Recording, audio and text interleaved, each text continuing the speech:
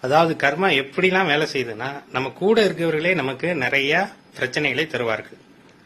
அப்பா, அம்மா, அண்ணன், தம்பி, கணவன், மனைவி, உற்றார் உறவினர்கள், சொந்த பந்தங்கள், பிள்ளைகள், இப்படி எல்லாமே கர்மாவால தான் நமக்கு உருவாகக்கூடியது.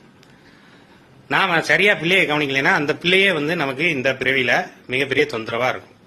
நாம் பொண்டாட்டியை சரியா கவனிக்கலைன்னா அந்த பொண்டாட்டியே நமக்கு மிகப்பெரிய தொல்லையா இருக்கும். நாம புருஷனை சரியா பாத்துக்கல அப்படின்னா நமக்கு புருஷனே ஒரு மிகப்பெரிய எதிரியா இருக்கக்கூடிய சூழ்நிலைகள் உருவாகும். இது எல்லாமே கர்மா தான்.